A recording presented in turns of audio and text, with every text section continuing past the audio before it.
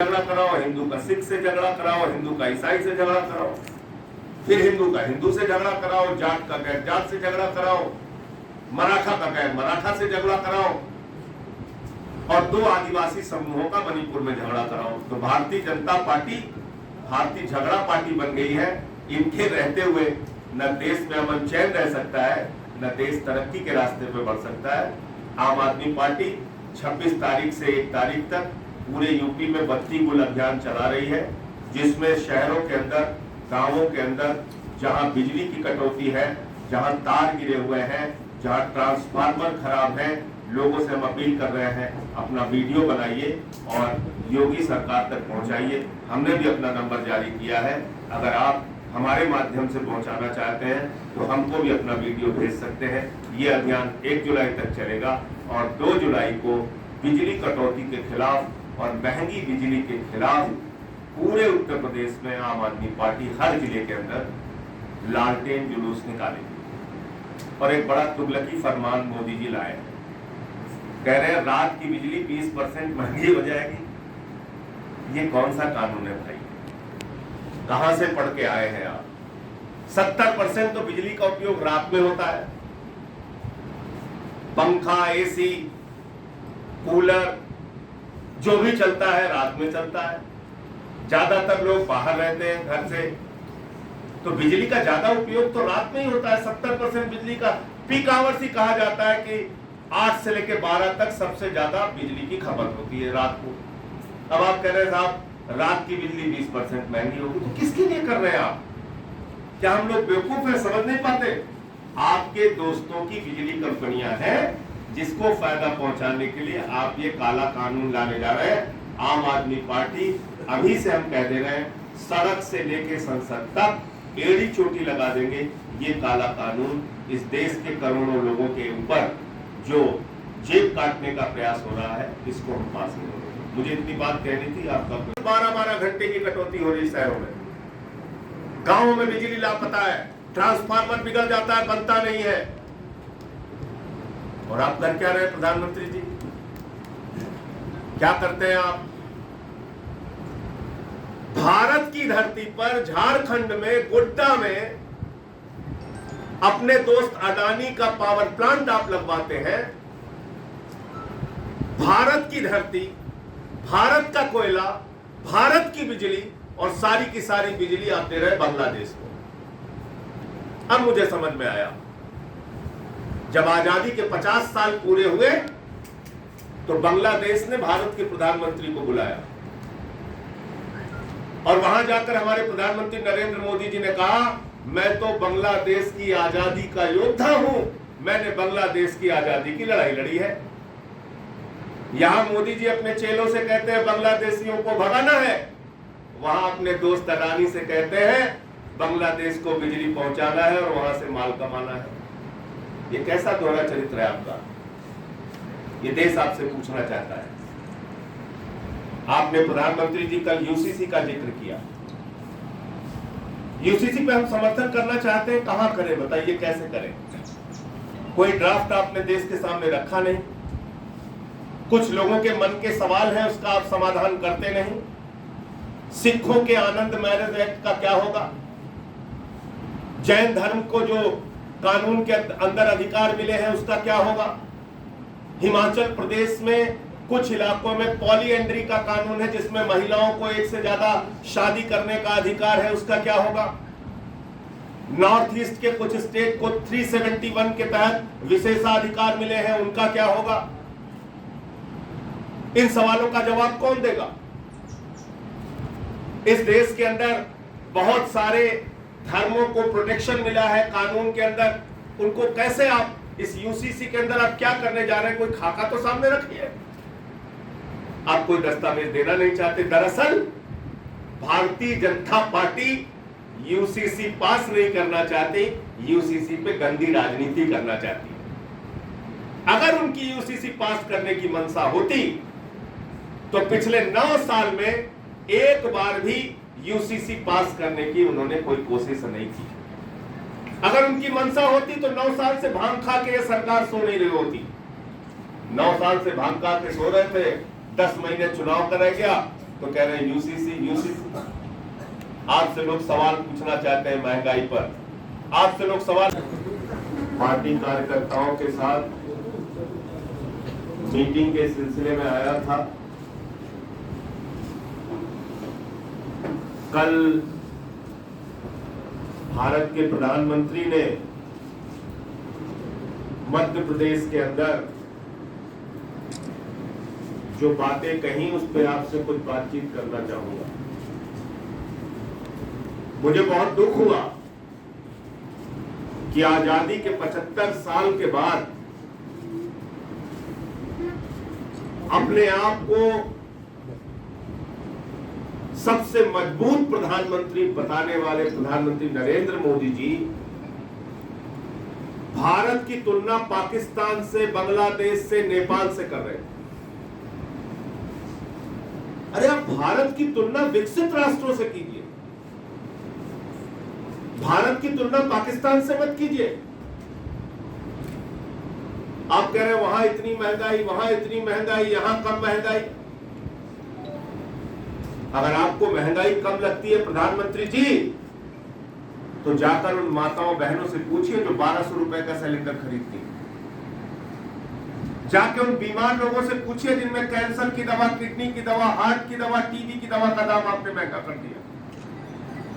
जाके उन परिवारों से पूछिए जहां पे बच्चों का दूध आपने महंगा कर दिया।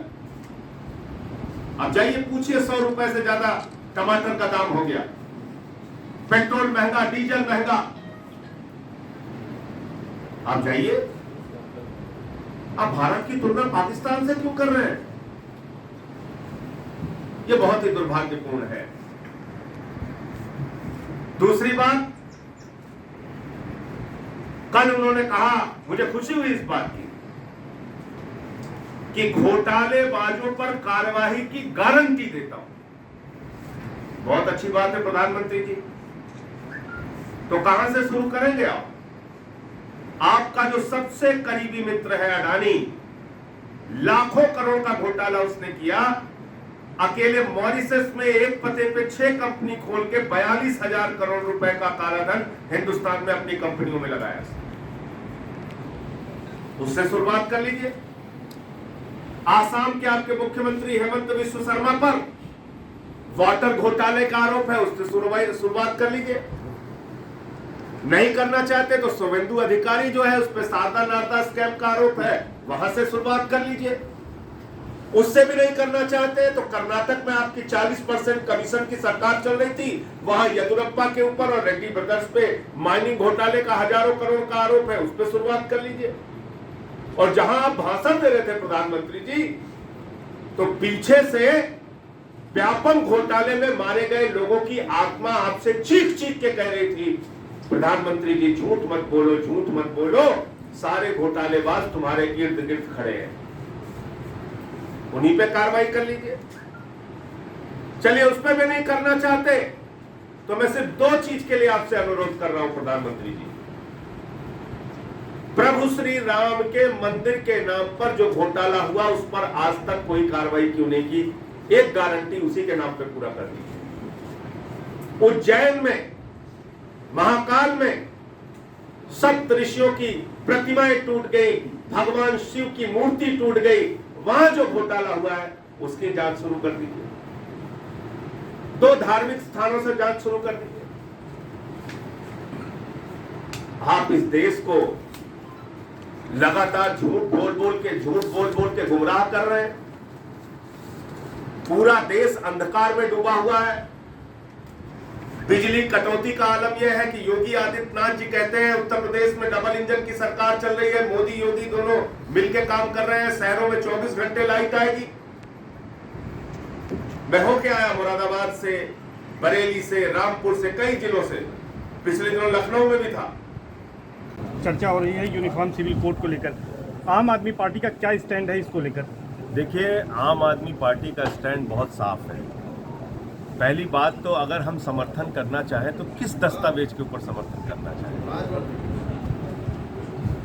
हम समर्थन करना चाहते हैं, कौन सा दस्तावेज है जिसको समर्थन कर रहे हैं? प्रधानमंत्री जी ने अब तक कोई दस्तावेज ही नहीं रखा देश के सामने। इसका मतलब भारतीय जनता पार्टी का मकसद यूसीसी पास करना नहीं है, यूसीसी के ऊपर खाली राजनीति करना है। अगर यूसीसी पास करने का मकसद होता तो 9 साल से भांग खाकर ये सरकार क्यों सो रही थी? अब तक यूसीसी क्यों नहीं बनाया आपने? और इसके साथ साथ कुछ सवाल भी हैं प्रधानमंत्री जी से। प्रधानमंत्री जी, सिखों के लिए आनंद मैरिज एक्ट है, उसका क्या होगा?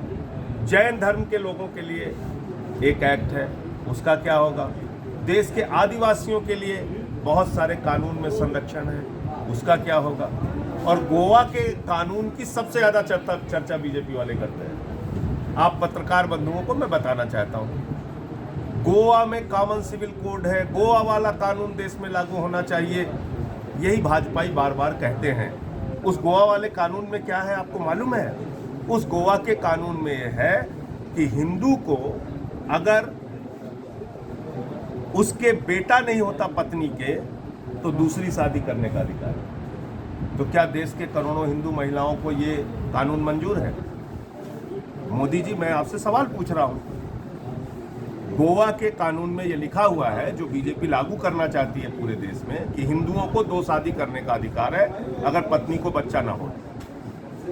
आप बताइए, तो ये तमाम ऐसे सवाल हैं जो कि आपको इसका जवाब देना पड़ेगा और सामने रखना चाहिए, अपना ड्राफ्ट रखना चाहिए, तब हम लोग अपनी राय देंगे। अच्छा, अब बात करें अगर तो भ्रष्टाचार को लेकर बीजेपी लगातार प्रहार करती है और डिप्टी सीएम है यूपी के, उन्होंने कहा है मौर्य जी ने कि भ्रष्टाचार मुक्त भारत कांग्रेस सहित स्वार्थी विपक्षी गठबंधन को स्वीकार नहीं है। प्रधानमंत्री श्री नरेंद्र मोदी जी को भ्रष्टाचार बर्दाश्त नहीं है।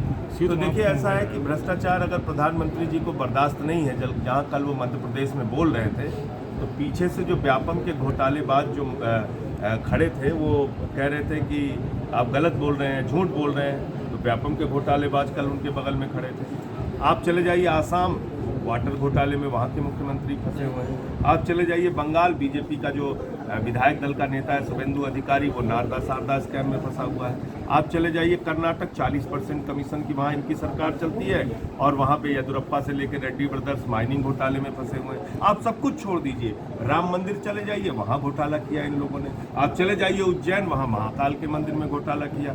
तो प्रधानमंत्री जी, घोटालेबाजों पर अगर कार्रवाई करने की आप गारंटी दे रहे हैं, बहुत खुशी है मुझे, लेकिन शुरुआत कम से कम राम मंदिर के घोटालेबाजों के खिलाफ कार्रवाई करके और महाकाल में जो घोटाला हुआ है उस पर कार्रवाई करके आप शुरुआत कर दीजिए। अच्छा, समाजवादी पार्टी के नेता हैं स्वामी प्रसाद मौर्य जी, उन्होंने एक बार फिर से जो है हिंदू धर्म पर हमला किया है।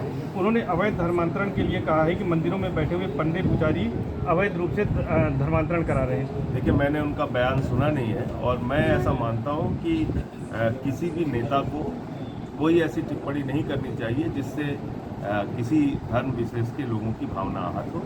तो वो चाहे हिंदू के लिए हो या मुसलमान के लिए हो या सिख ईसाई के लिए हो, हमें इस प्रकार की बातें कहने से बचना चाहिए। यूपी में झगड़ा पार्टी बताया, भारतीय झगड़ा पार्टी। बिल्कुल भारतीय झगड़ा पार्टी है। आप बताइए उनके पास मुद्दा क्या है? क्या बिजली के लिए काम करते हैं, शिक्षा के लिए काम करते हैं, स्वास्थ्य के लिए काम करते हैं, सड़कों के लिए काम करते हैं, क्या देश की तरक्की के लिए काम करते हैं? क्या 18 करोड़ नौकरी दी क्या उन्होंने? क्या किसानों के फसल का दाम दोगुना हो गया? क्या सबको पक्का मकान मिल गया इस देश के अंदर? क्या महंगाई कम हुई? ये सारे सवाल हैं। और बीजेपी करती क्या है? हिंदू को मुसलमान से लड़ाओ, हिंदू को सिख से लड़ाओ, हिंदू को ईसाई से लड़ाओ, फिर हिंदू को लड़ाओ, जाट को गैर जाट से लड़ाओ, मराठा को गैर मराठा से लड़ाओ, मणिपुर में 2 आदिवासी समुदायों को लड़ाओ। तो इसीलिए भारतीय झगड़ा पार्टी है। इसके रहते हुए ना देश तरक्की के रास्ते पे जा सकता है, ना अमन और चैन रह सकता है। तो इसलिए इसको हमने कहा कि भारतीय झगड़ा पार्टी। अच्छा, मिस्र में प्रधानमंत्री गए थे मस्जिद में, इसको लेकर देखिए, मिस्र में मस्जिद में गए, अच्छी बात है, मैं उसकी आलोचना नहीं कर रहा हूँ, लेकिन आप पाकिस्तान में जाते हैं तो नवाज शरीफ को गले लगा लेते हैं, जब दुबई जाते हैं तो वहाँ शेखों को गले लगा लेते हैं, मिस्र में जाते हैं तो वहाँ मस्जिद के अंदर भ्रमण करने चले जाते हैं, मौलानाओं को गले लगा लेते हैं।